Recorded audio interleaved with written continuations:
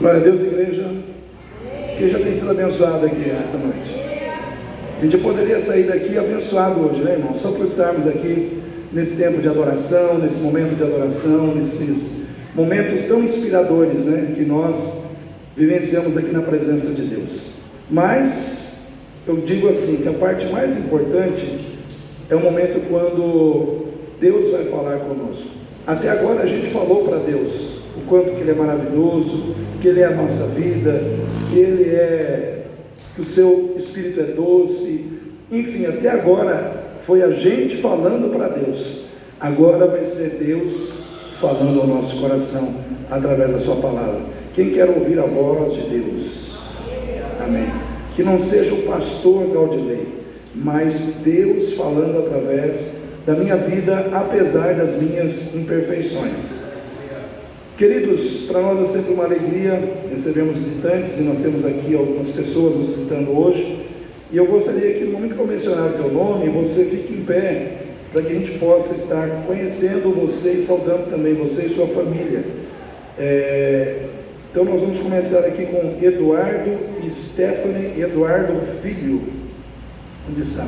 Ah, está ali, Eduardo Filho, Stephanie, fique em pé um pouquinho. O Rodrigo, Thaís, Arthur, ok, é que nós temos dois Arthur aqui hoje, e a irmã Franciele e o filho Arthur, né? Muito bem, vamos saudá-los, irmãos? Sejam bem-vindos em nome do Senhor Jesus, e que Deus abençoe a vida de vocês, amém? Podem se assentar, para nós é uma alegria ter vocês aqui conosco. Irmãos, hoje é um culto também especial, porque nós temos aqui esses presentes que serão entregues no final do culto às crianças, né, que estão presentes aqui no culto nessa noite. Mas nós temos que deixar bem claro, irmãos, que nós, em relação ao Natal, nós temos que entender que Natal não fala de uma touca vermelha. Natal fala de uma coroa de espinhos. Natal não fala, irmãos, de um trenó. Natal fala de uma manjedoura. Natal, irmãos, não fala de alguém que veio do Polo Norte. Natal fala de alguém que desceu do céu para salvar a humanidade. Natal não fala, irmãos, de alguém que carrega um saco de presente nos ombros. Natal fala de alguém que carregou uma cruz e foi crucificado nela, e ali derramou o seu sangue para o perdão dos pecados de toda a humanidade. Não existe Natal sem Jesus. Eu não estou aqui querendo jogar um balde de água fria no seu Natal colorido, né? Mas eu quero dizer para você que esse Natal que muitas gente vê aí fora, cheio de cores, cheio de luzes, cheio de guirlanda, ele é um Natal fantasioso, ele é um Natal paralelo, é um Natal comercial. O verdadeiro sentido do Natal é o nascimento do Filho de Deus na terra.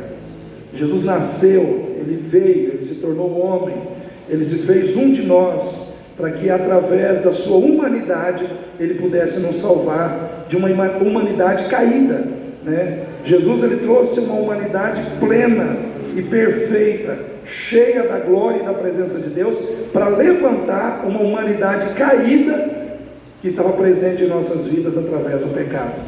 E nele nós somos salvos, regenerados e levados para o céu, para vivermos para sempre com o Senhor, amém? Essa é a certeza que nós temos que ter no nosso coração, né? Jesus, ele veio para ser o salvador da humanidade. Por isso, irmãos, a salvação do ser humano não está nas suas próprias mãos, porque se você conseguisse se salvar, você não precisaria de um salvador. Concorda comigo? O seu salvador seria você mesmo. Quem é o seu salvador? Eu. Através das minhas boas obras, através daquilo que eu faço de bom, através daquilo que eu faço. Irmãos, você pode fazer tudo o que você quiser fazer de bom nessa terra.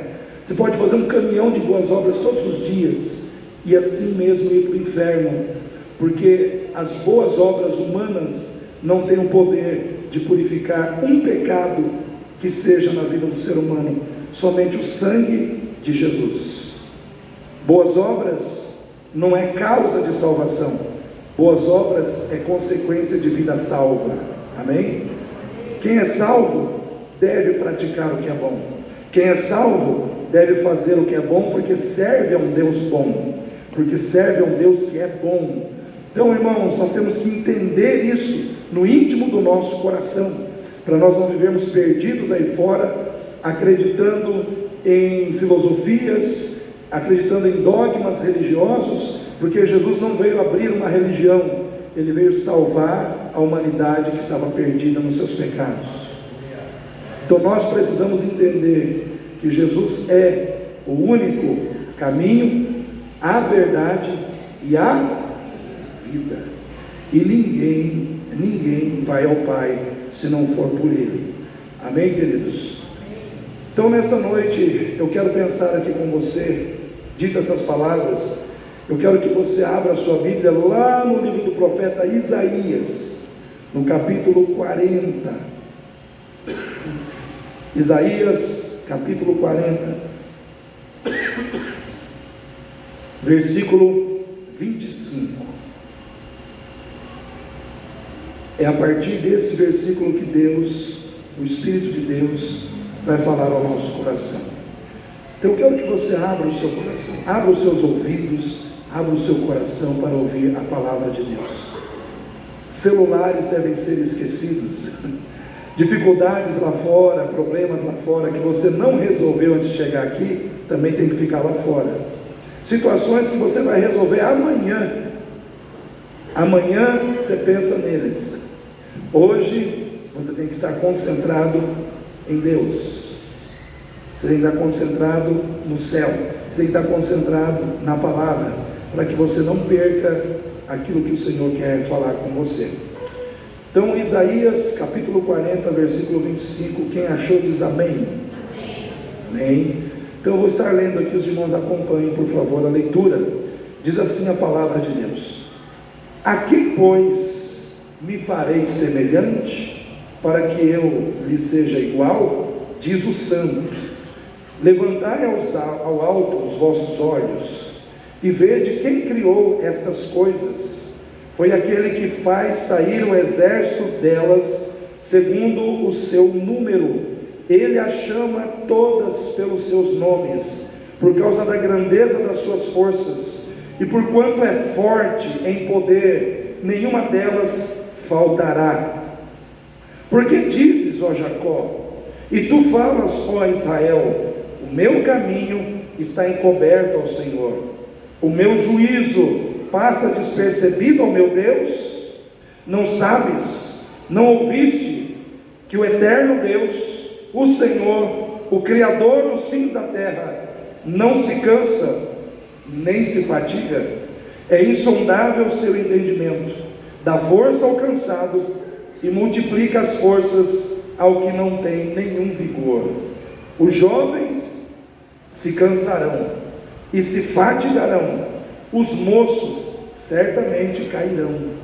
Mas olha o 31, irmãos: mas os que esperam no Senhor renovarão as suas forças, subirão com asas como águias, correrão e não se cansarão, caminharão e não se fatigarão. Amém, irmãos? Irmãos, o que é grande aos teus olhos? O que é grande diante de você? Às vezes a gente fica pensando em coisas que são grandiosas, ou que são colocadas para nós como grandes. E eu quero dizer para você, nada é maior do que o nosso Deus. Nada se compara ao nosso Deus. Esse texto aqui é Deus falando com o seu povo. É Deus falando com um povo que se sentia abandonado. É Deus falando com pessoas que se sentiam esquecidas. É Deus falando com pessoas que se sentiam desamparadas. É Deus falando com pessoas que estavam passando por um sofrimento, e aos seus olhos Deus não estava vendo, ou Deus não estava, vamos dizer assim, disposto a fazer alguma coisa em seu favor.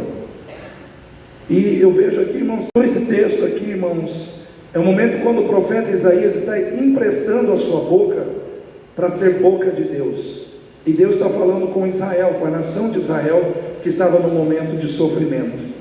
E aí Deus começa então a se apresentar diante do povo de Israel, demonstrando a sua grandeza, mostrando que Ele não é como os homens, que Ele está muito acima, não só do ser humano, mas de tudo aquilo que o ser humano entende como algo grandioso, que Ele conhece e que está à sua volta.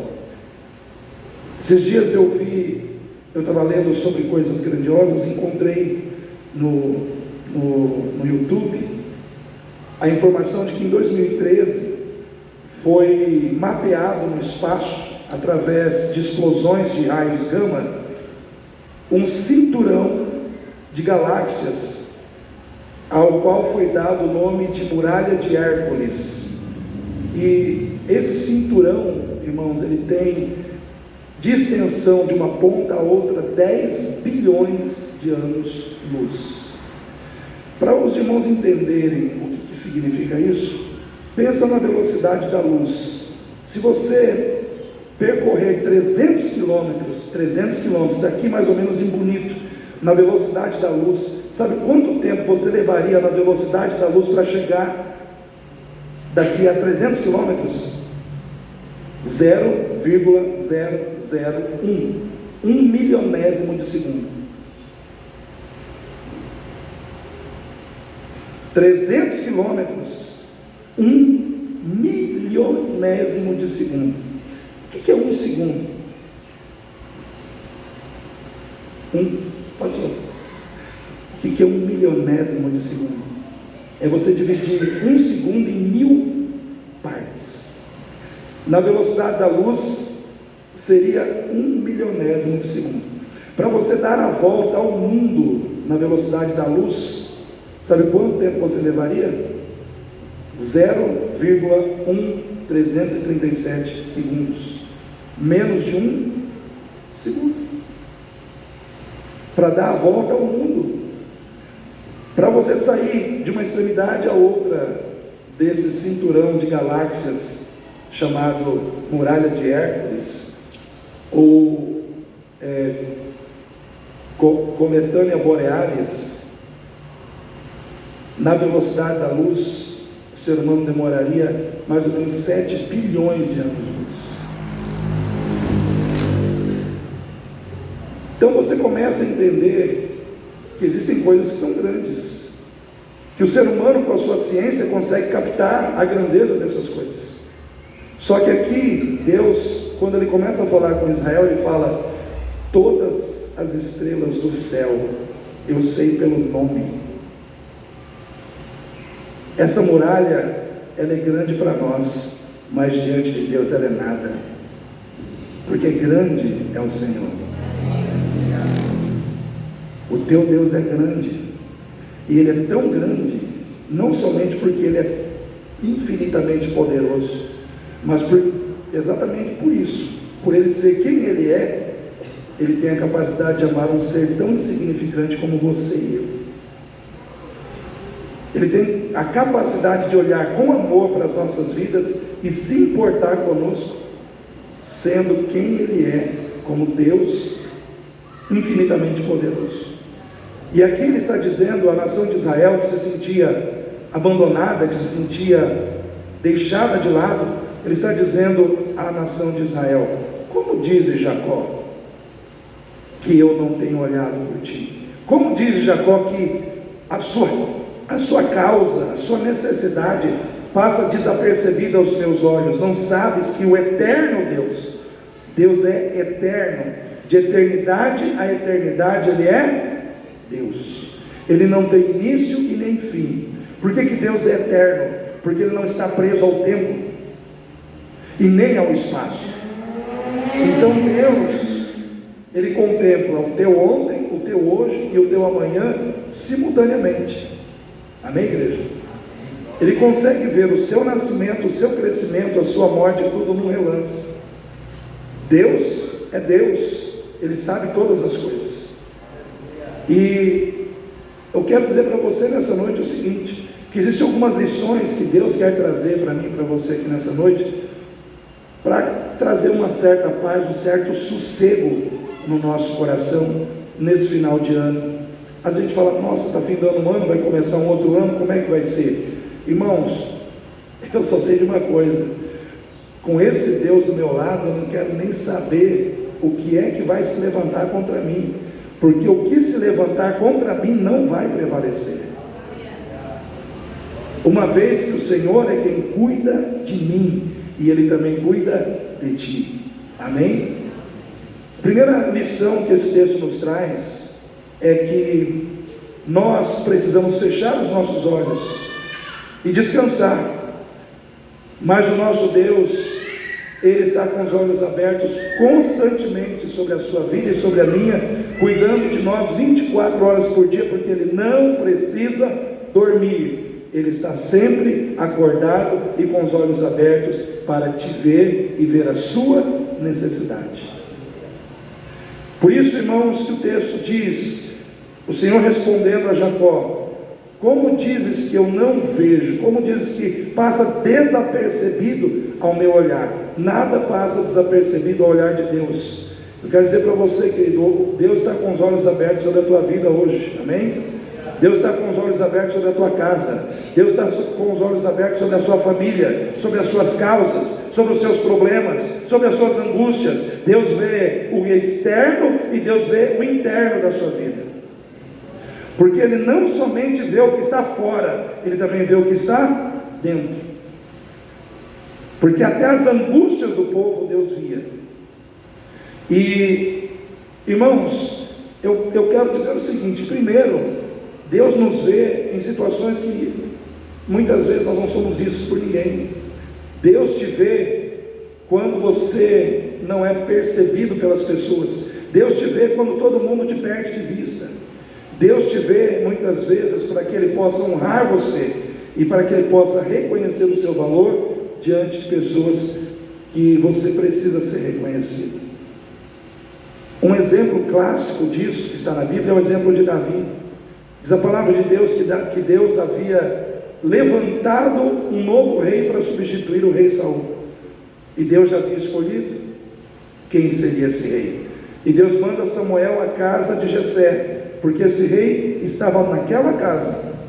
E Jessé recebe a Samuel, e quando Samuel chega lá, todos os filhos de Jessé, do mais velho ao mais novo, são colocados ali na sala. E Samuel começa a olhar para cada um deles. Só que ele não estava ali, ele estava no campo.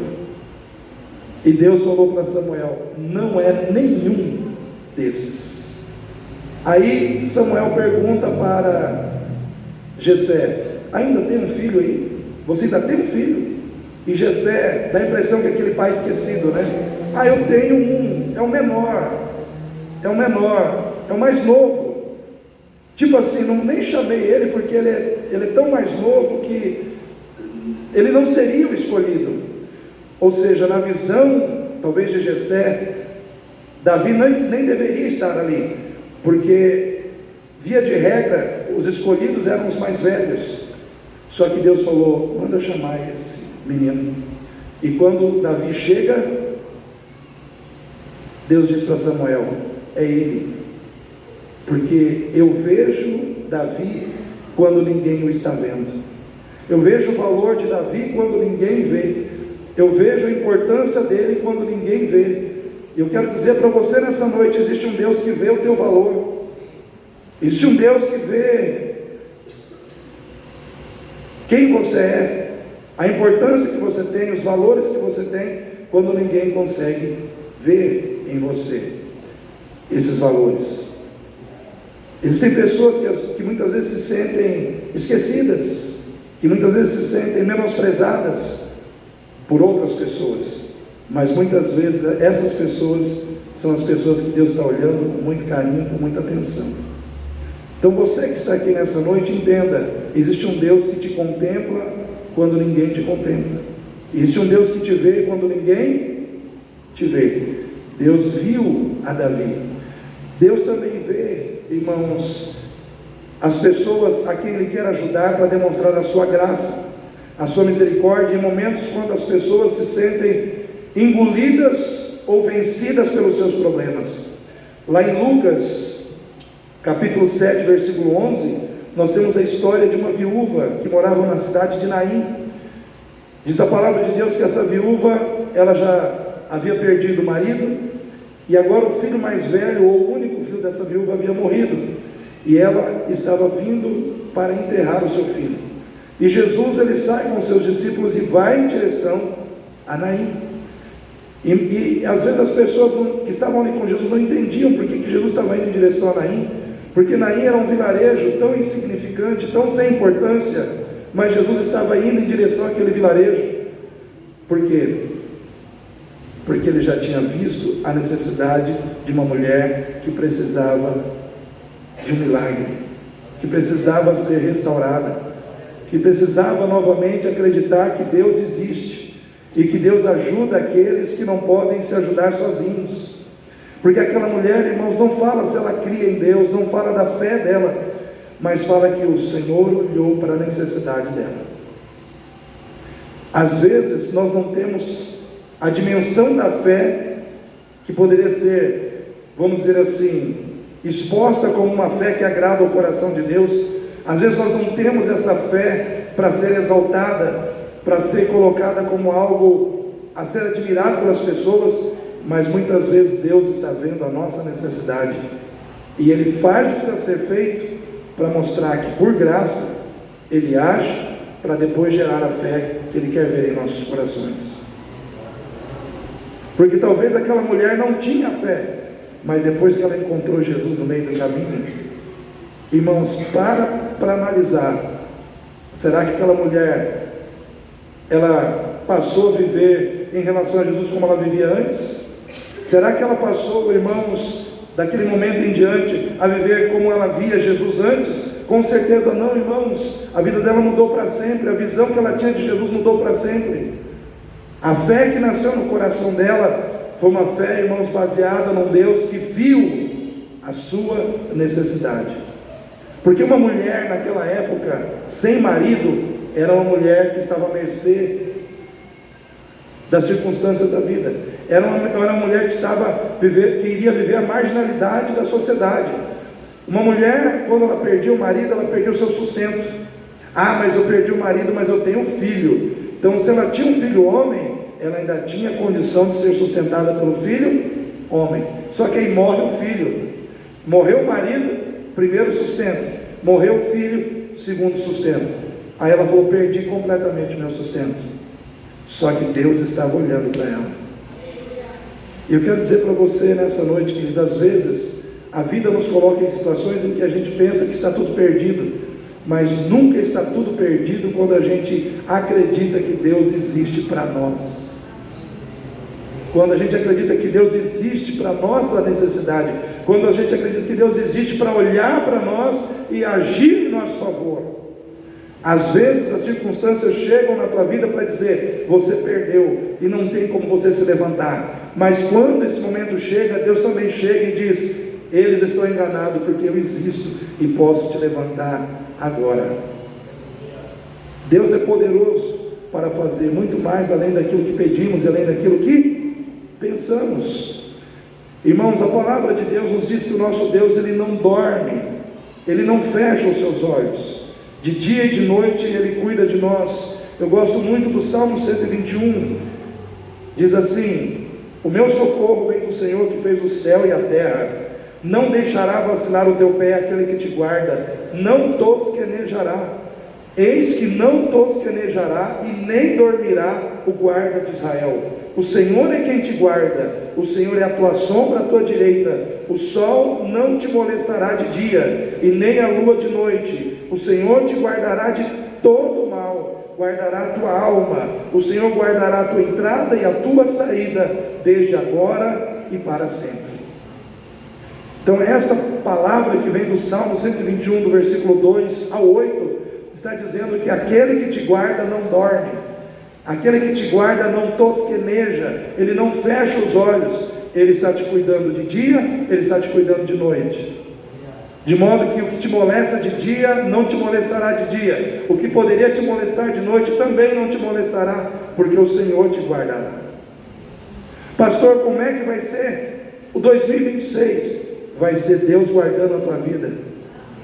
Como é que vai ser o final de 2025? Deus guardando a tua entrada, Deus guardando a tua saída, Deus presente na sua vida. Como é que vai ser 2026? Deus sendo a tua proteção, Deus sendo o teu amparo, Deus sendo o teu sustento. Quando a nação de Israel estava se sentindo desamparada, o Senhor estava dizendo a eles: eu sou Deus que ainda vejo, eu sou Deus que estou com os olhos abertos, eu sou o eterno Deus, eu não fecho os meus olhos para a sua necessidade, eu conheço perfeitamente o que você está passando. Porque muitas vezes, irmãos, quando a gente está sofrendo, a gente acha que Deus se esqueceu da gente, a gente é tentado achar que a nossa causa não está sendo cuidada, ou que Deus não está cuidando de nós. E o que Deus estava dizendo para o povo é: se você está passando por isso, não é porque eu não estou vendo, eu estou vendo perfeitamente o que você está passando. Se você está passando por essa situação ruim, difícil, desconfortável, não é porque eu não estou vendo, é porque eu estou permitindo você passar. Amém? Vou repetir. Deus está dizendo: não é porque eu não estou vendo o que você está passando, é porque eu estou permitindo.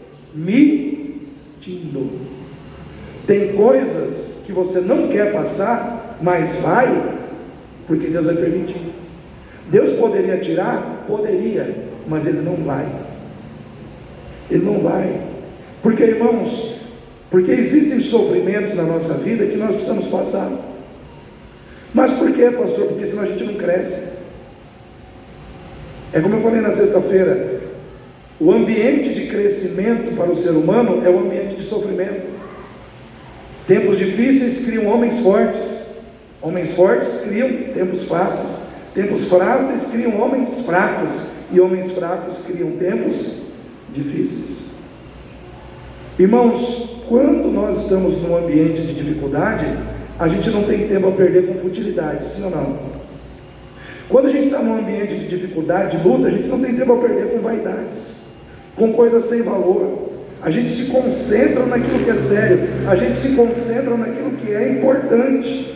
Mas quando a gente está num ambiente de facilidades, a gente fica distraído com muitas coisas. E hoje nós vivemos o tempo da distração. Tudo brilha no coração das pessoas mais do que Deus. As coisas fúteis, as vaidades. Eu acho que nunca um ser humano que faz parte da igreja ocidental se perdeu tanto com futilidades, com coisas sem valor, do que nos dias de hoje. Hoje nós temos, irmãos, uma geração de pessoas fragilizadas emocionalmente, sim ou não, irmãos? Temos uma geração de pessoas materialistas, temos uma geração de pessoas que têm dificuldade para orar, dificuldade para acreditar no sobrenatural, e ao mesmo tempo tem uma facilidade muito grande para aceitar a derrota, o fracasso, porque nós temos hoje uma geração que infelizmente está absorvendo mais os valores do mundo, mais os valores da sociedade, do que os valores da palavra de Deus. O que te faz forte é a palavra de Deus, irmão. Jesus diz: nem só de pão viverá o homem, mas de toda a palavra que sai da boca de Deus. Porque assim como o alimento te fortalece fisicamente, a palavra te fortalece espiritualmente. Uma pessoa sem palavra de Deus é uma pessoa fraca espiritualmente falando. Então nós passamos por sofrimentos para a gente despertar espiritualmente para Deus. Às vezes o teu sofrimento é necessário para que você saia de uma acomodação espiritual e se volte para Deus, se volte para Ele. Porque quando a gente, irmãos, não está passando por sofrimento, por luta, por dificuldade, a gente se acomoda. A gente não se preocupa em avaliar como está a nossa vida, a gente não se preocupa em avaliar as situações da nossa vida que precisam ser mudadas. A gente não para pensar nisso, a gente simplesmente se acomoda. Mas o sofrimento chega, a água bate, não vou nem falar, né? Mas a água bate, você já entendeu, né? A água bateu, eu tenho que pensar, eu tenho que refletir esse momento da minha vida. Lá em 1 Pedro 5,10 diz assim: o Deus de toda graça, depois de haver sofrido um pouco, Ele mesmo vos aperfeiçoará, fortalecerá, fortificará e confirmará. Em outras palavras, quando você sofre, você não sofre sem propósitos de Deus. Amém, irmão? Fala para o seu irmão aí: você não sofre sem propósitos de Deus. O seu sofrimento vai te aperfeiçoar. Amém, igreja? O seu sofrimento vai te fortalecer. O seu sofrimento vai te fortificar. O seu sofrimento, ele tem um propósito de trazer confirmação de Deus sobre a tua vida. Crente não sofre de graça. Crente não sofre gratuitamente. Existe um Deus sábio trabalhando por trás do seu sofrimento. Para quê, pastor? Para te fazer crescer, para te fazer amadurecer, para pegar aquela parte infantil que está em você e forçar o teu crescimento. Porque às vezes nós estamos infantis demais, irmãos. Quem que é um crente infantil? Briga por qualquer coisa. Criança não é assim, irmão? Vê um carrinho, é meu, e tá, e já sai no tapa, né? Tem adulto que é assim, briga por qualquer coisinha tira você do eixo, qualquer coisinha te desestabiliza, qualquer coisinha é motivo para você falar alto, para você gritar, para você berrar. Ou seja, está precisando ter crescimento nessa área. Você precisa ser mais tolerante. Você precisa ter mais domínio próprio, né? O fruto do Espírito, né, irmãos? Fruto do Espírito. Tem 3 ali que é praticamente sinônimo, né? Mansidão, temperança, domínio próprio. Como é que está a sua temperança? Como é que está a sua mansidão? Mansidão não é sinal de fraqueza, irmão. Mansidão é sinal de maturidade. É muito mais difícil você ser manso do que você ser agressivo. É muito mais difícil você controlar o seu ímpeto do que você soltar os cachorros, muitas vezes. É muito mais difícil. E às vezes a gente sofre para aprender a deixar Deus trabalhar em áreas da nossa vida. Às vezes nós sofremos, irmãos, porque Deus quer mudança, Deus quer transformação, Deus quer despertamento. Eu estava lendo, irmãos, aqui, eu até imprimi aqui, a diferença, né, que existe hoje da igreja do Ocidente para a igreja perseguida nos países africanos, no Oriente Médio. Existe uma discrepância muito grande. Foi feito um artigo pelos missionários, agora em 2025, da Janela 1040, fazendo um paralelo de como está se desenvolvendo o crescimento da igreja no Ocidente e o crescimento da igreja perseguida no Oriente. Por exemplo, o valor da palavra e o custo do segmento. No Ocidente, a Bíblia é plena e fácil. O desafio pastoral costuma ser motivar os fiéis a lerem e aplicarem as Escrituras em meio às distrações culturais. Isso é a igreja no Ocidente. Igreja perseguida. Em países como a Coreia do Norte, a posse de uma Bíblia, olha só, a posse de uma Bíblia pode levar à prisão e à morte. Missionários relatam que cristãos nestes locais muitas vezes decoram capítulos inteiros da Bíblia para que a palavra não seja perdida caso o livro seja confiscado. Olha só a diferença. Adoração e estrutura comunitária. No Ocidente, o foco está nas grandes reuniões, templos, tecnologia, ministérios de música estruturados. Ocidente. Igreja perseguida. As reuniões ocorrem em igrejas domésticas, subterrâneas muitas vezes, em locais de perseguição extrema, como na Somália, na Líbia, no Sudão, na Nigéria. Os cristãos não podem cantar alto para não serem descobertos pela vizinhança. Por vezes usam música de fundo para camuflar as suas vozes. Ou seja, aqui a gente canta aos quatro ventos, lá se cantar é preso, lá se cantar morre, lá se cantar é perseguido. Mas eu poderia ir lendo várias outras situações aqui para os irmãos entenderem, porque é grande aqui, poderia ler aqui vários itens aqui. Mas, irmãos, sabe aonde a igreja está crescendo mais? Os irmãos acham que é na igreja ocidental, onde a igreja está acomodada, ou é na igreja perseguida, onde o pessoal está matando o cristão de dia e de noite? É lá, irmãos. A igreja perseguida está crescendo muito mais onde a igreja ocidental está estabelecida, porque a vida de Cristo, ela flui com muito mais autenticidade aos olhos dos perdidos nestes locais, do que aonde a igreja ocidental se encontra. Tem uma história que me chamou muita atenção.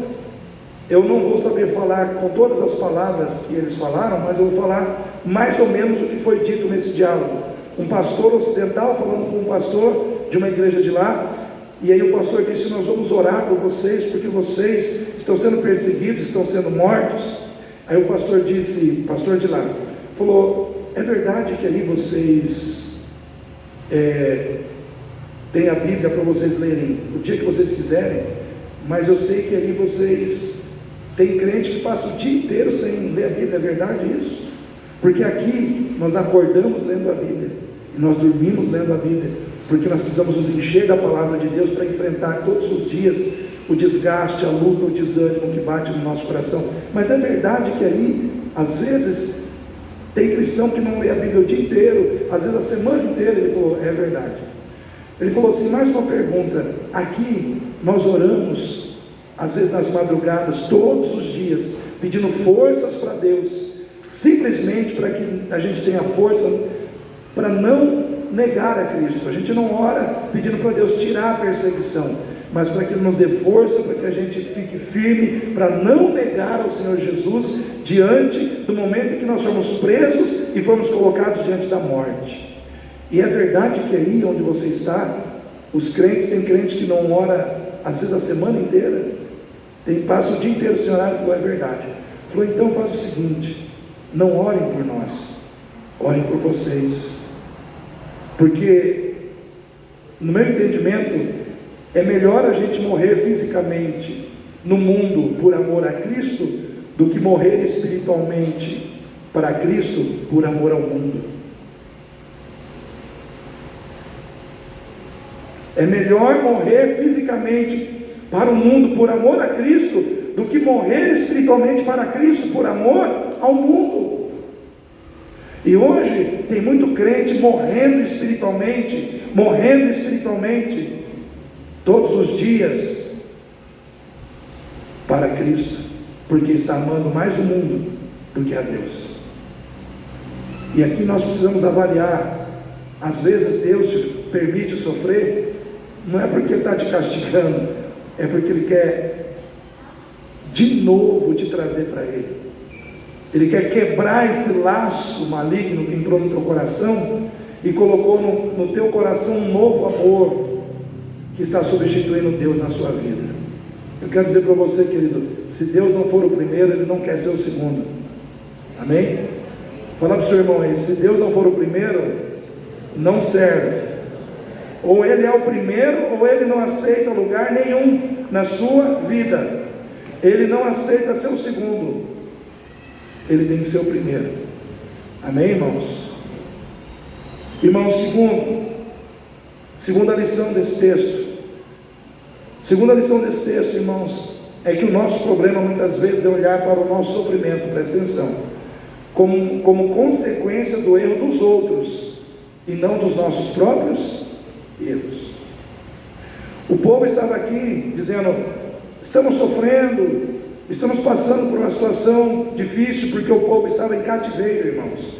Qual é o contexto desse texto? O povo estava passando por um cativeiro babilônico, e nesse cativeiro babilônico o povo começou a desanimar. Por quê? Porque eles acharam que Deus os havia abandonado, que o fato de eles estarem ali naquele cativeiro era porque Deus os havia esquecido, é porque Deus havia abandonado a causa deles. Ou seja, a culpa está em Deus.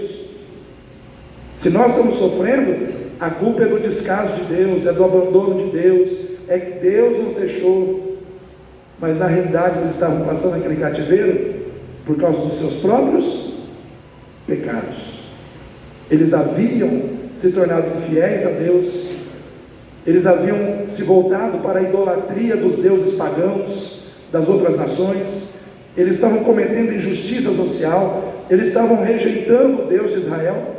E aí Deus mandou profetas. Deus levantou o profeta Jeremias e o profeta Isaías e outros profetas para falar para o povo: gente, se converta dos seus pecados, porque vai vir o rei da Babilônia. Se vocês não mudarem os seus caminhos, vai vir cativeiro. Sabe quantos anos o profeta Jeremias pregou para esse povo antes do cativeiro vir, irmãos? 40 anos. Sabe o que é Deus levantar uma pessoa para falar 40 anos com o povo, dizendo: olha, o que vocês estão fazendo não está certo, tem pecado na vida de vocês, vamos mudar as coisas. Só que o povo entrava por um ouvido e saía por outro. Sabe aquela situação de você ouvir por educação? Vou ouvir por educação, mas não vou levar a sério. Irmãos, tem muita gente na igreja que é assim, ouve por educação. Estou na igreja, vou ouvir, né? Estou aqui já, né? Vou ouvir, mas não leva a sério. Não leva a sério o que está sendo dito, não leva a sério o que está sendo pregado. Aí lá na frente, as consequências vêm. Porque, irmãos, é muito fácil quando a gente está passando por um sofrimento, a gente procurar um culpado, ao invés de reconhecer que a culpa é nossa. O nosso problema é esse. Quando a gente está sofrendo, a gente quer achar um culpado, mas a gente não quer reconhecer a nossa culpa. E o meu lar, eu estou vivendo esse sofrimento na minha casa, e a culpa é do meu marido. Será que a culpa é só do marido? Será que é só o marido que tem culpa nessa história? Estou passando por essa situação na nossa casa, na nossa família, e a culpa é da minha mulher. Será que a culpa é só da mulher? Será que eu não tenho uma culpazinha aí? O meu filho se perdeu, saiu da igreja, se envolveu até com vícios, culpa das más amizades, culpa da escola. Mas será que nós, como pais, muitas vezes não estamos tendo culpa, muitas vezes pelos desvios, pelas más escolhas dos nossos filhos? E nós estamos vivendo um tempo em que pai e mãe não tem mais tempo para filho. Estou falando uma mentira ou uma verdade, irmãos? Pastor, mas eu só tenho tempo para trabalhar, porque o senhor sabe, minha vida é corrida. Se você não cuidar do seu filho, alguém vai cuidar para você. Se você não parar para conversar com seu filho ou com a sua filha, o diabo, presta atenção, o diabo vai colocar alguém para conversar. Por quê? Porque é nas brechas que nós damos que o inimigo trabalha. Às vezes você está valorizando tanto dinheiro, tanto posses, tanto valores financeiros, mas os maiores valores que você tem são as pessoas que estão dentro da sua casa, e você precisa valorizar essas pessoas. Amém, igreja? Porque se nós deixarmos o materialismo tomar conta, a gente começa a perder de vista o que realmente tem valor na nossa vida. E a nossa família vale muito mais do que os recursos financeiros que a gente muitas vezes carrega no nosso bolso. A gente precisa reconhecer isso na nossa vida. Irmãos, eu vi um caso, eu não sei quantos viram no Instagram, foi mostrado lá um vídeo de uma família de Palhoças, em Santa Catarina, que estava numa Land Rover vermelha, em que a família entrou debaixo de um viaduto, uma enxurrada forte, e ele achou que ele ia conseguir passar naquela enxurrada, e a enxurrada levou ele para dentro do rio, e os 3 morreram afogados: o pai, a mãe e uma criança de 5 meses. Quantos viram esse vídeo aí no Instagram da vida? Quantos viram aí? Eles moravam em Santa Catarina, eles eram donos de uma imobiliária e eles morreram. Uma criancinha de 5 meses, inocente, morreu nessa tragédia. Mas essa tragédia não é apenas uma tragédia, é o espelho das más escolhas humanas. E às vezes nós fazemos escolhas que trazem tragédias sobre a nossa vida, e nós não podemos culpar Deus por isso. Olhando para o caso dessa família e desse marido que estava no volante desse carro, entrou com essa Land Rover aí vamos dizer assim, nesse viaduto, e a água levou para o rio, a gente vê como que é perigosa a impaciência. A impaciência, preste atenção no que eu vou dizer, a impaciência é uma força invisível que tem o poder de te levar à ruína. A impaciência é uma força invisível que tem o poder de levar você, a sua família, à ruína. A impaciência é aquela situação que diz para você está certo, quando na realidade está todo mundo dizendo que você está errado. Por impaciência, aquele homem entrou com aquele carro naquelas águas. Lá em Provérbios 27, 12, diz que o prudente, ele vê o mal e se esconde, enquanto que aquele que é imprudente, aquele que é ingênuo, aquele que é imaturo, ele avança e colhe as consequências. A prudência, ela te guarda. Prudência não é medo, prudência é amor, prudência é sabedoria. Quantas situações de ruína já aconteceram em muitas vidas por causa da impaciência? Quantos casamentos foram conduzidos à ruína por causa da impaciência de uma mulher, por causa da impaciência de um homem, na incapacidade de saber esperar as mudanças acontecerem? Quantas pessoas empreendedoras que poderiam talvez estar desenvolvendo um trabalho à frente de uma empresa, mas por impaciência não conseguiram levar adiante, porque as coisas não acontecem do dia para, tudo tem um tempo, irmãos, e às vezes para você colher o resultado de algo que você está plantando, você tem que ter a paciência para esperar o tempo certo para colher. O filho pródigo, irmãos, ele foi impaciente? Sim ou não? Ele pediu a herança do seu pai antes do pai morrer.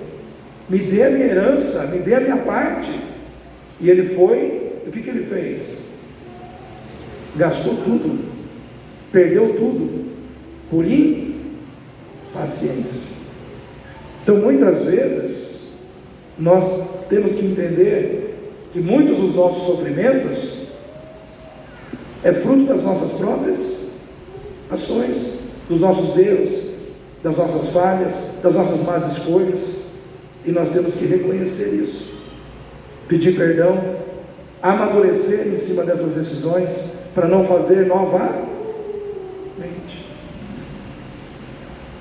porque às vezes você erra para aprender, e tomara que nós venhamos a aprender. Mas terceiro ponto, irmãos, que esse texto nos diz, é que Deus nunca estará cansado para você. Amém? Fala para o seu irmão aí, Deus nunca estará cansado para você. O texto diz que Deus não se cansa e nem se fatiga. Em outras palavras, irmãos, Deus nunca cansa. Deus nunca cansa. Deus nunca está cansado. Deus nunca estará cansado para ouvir o seu clamor. Quando você orar e pedir a Ele por ajuda, por socorro, por livramento, Deus não vai dizer assim, não ora não, porque eu estou cansado, não vou responder, porque... Não, irmãos, Deus nunca estará cansado para você. Deus nunca estará cansado para deixar de atender as suas orações, para não ouvir o seu clamor, para te livrar, para te socorrer, para te sustentar. Ele não se cansa, irmãos, Ele não se fatiga. Você pode orar 24 horas por dia, Deus vai estar lá, trabalhando para te abençoar. Irmãos, quando Pedro estava preso, lá em Atos dos Apóstolos, no capítulo 12, diz a palavra de Deus que Pedro, ele fechou os olhos e dormiu, acorrentado por 4 quaternos de soldados, mas à noite o Senhor enviou um anjo, e o libertou daquela prisão, porque Pedro entendeu que enquanto a gente dorme, Deus trabalha para nos abençoar. Enquanto você descansa, Deus trabalha para te abençoar, porque você precisa descansar, Deus não. Deus não precisa descansar, Deus não precisa, porque Ele não se cansa, Ele não se fatiga. Deus nunca está cansado para não te perdoar. Deus não se cansa de te perdoar quando você erra, porque quando a gente erra, irmãos, quando a gente falha, e Deus olha para o nosso coração, e Ele vê arrependimento sincero diante dos nossos erros, o que Ele faz? Ele perdoa de novo, Ele perdoa de novo, Ele nunca se cansa de te perdoar quando você erra, e com humildade você reconhece os seus erros e se arrepende. Um exemplo clássico disso é a vida de Pedro. O Senhor escolhe Pedro para ser seu discípulo. Aí Pedro fala: eu quero andar sobre as águas. E lá vai Pedro andando sobre as águas. Chega um momento em que ele olha para as circunstâncias e começa a afundar. E Jesus diz: homem de pequena fé, por quê? Duvidaste, faltou fé. O Senhor abandonou ele lá, irmãos? Não, foi lá e levantou Pedro. Levantou Pedro e fez ele andar sobre as águas e levou ele para o barco. Mais adiante Pedro deixa Satanás falar na sua mente. E aí ele empresta a boca dele para Satanás, e ele diz para o Senhor Jesus não ir para a cruz, não permitir que ele fosse morto. E aí Jesus diz: para trás de mim, Satanás. Ou seja, Pedro, aquele discípulo, deixa o inimigo falar na mente dele. Mais adiante, perto de Jesus ser crucificado, Pedro diz: todos te negarão, todos te deixarão, mas eu vou ficar com o Senhor até o fim. Passa um pouquinho, Pedro nega Jesus 3 vezes antes que o galo cante. Uma sequência de situações decepcionantes aos olhos do Senhor. Só que depois de tudo isso, Jesus ressuscita, e o que ele faz? Ele vai lá atrás de Pedro.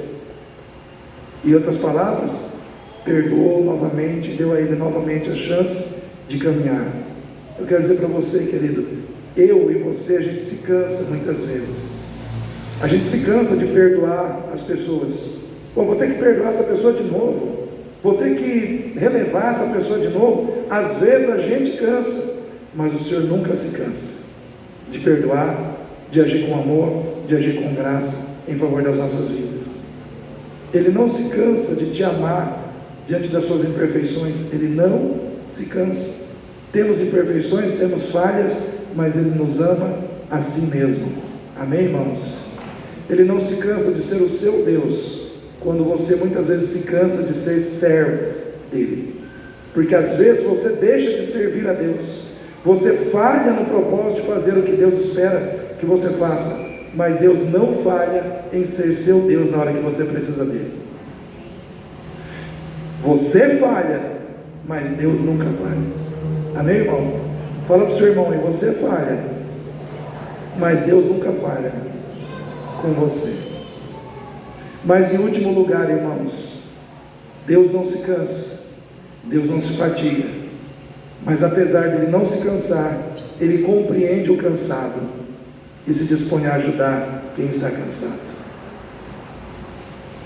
Ele estava dizendo ao seu povo: eu sou Deus que não me canso, eu sou Deus que não me fatigo, mas eu conheço a dor de quem se cansa, eu conheço as necessidades de quem cansa, de quem está cansado, e eu estou aqui para levantar o cansado, eu estou aqui para dar força a quem não tem nenhum vigor, eu estou aqui para renovar as forças daquele que não tem força, para que aquele que não tem força possa ter a experiência da águia, voar e não se cansar. Deus está aqui para renovar a sua força, porque você talvez está cansado, talvez você chegou aqui nesse final de ano cansado. Talvez exista um cansaço em você. Você lutou, você batalhou, você enfrentou muitos problemas esse ano, você cansou, mas nessa noite existe um Deus aqui para renovar a sua vida. Existe um Deus aqui que está dizendo: eu não estou aqui para te condenar, eu não estou aqui para te julgar, eu estou aqui para te dar força, eu estou aqui para te renovar. Porque aqueles que esperam em mim, diz o Senhor, renovarão as suas forças, voarão com asas como águias, correrão e não se cansarão, andarão e não se fatigarão. E esse mesmo Deus que disse tudo isso no Velho Testamento, Ele vai lá no Novo Testamento através do Filho e diz: vinde a mim, todos vós que estáis cansados e oprimidos, e eu vos aliviarei. O mesmo Deus que renova as forças no Velho Testamento é o Deus que renova as forças no Novo Testamento. É o Deus que diz: está oprimido? Está cansado? Vem que eu vou te renovar. Vem que eu tenho poder para te renovar. Vem que eu tenho poder para dar a você a força que você não tem. Deus está aqui para renovar você nessa noite. Amém? Quem quer ser renovado pelo Senhor? Fique em pé nesse momento. Vou chamar aqui também o Gabriel para tocar aqui. O Lucas já está aqui. Mas eu quero, neste momento, fazer um apelo a você. Você que recebeu essa mensagem, você que sente que precisa ser renovado.